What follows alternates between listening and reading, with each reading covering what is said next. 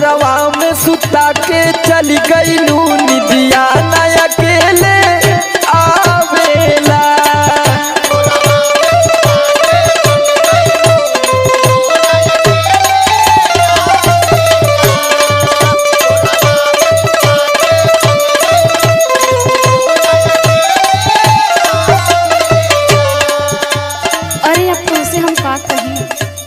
कहा कुछ कहा? अरे उहे हाल हमरो भइल बा जौन तुहार हो गइल बा। अरे वो दे आलोक वो भौजी भी चल गली वो देखती कि ढनकत हुआ यहाँ वहाँ। हाँ सुना सुनावा।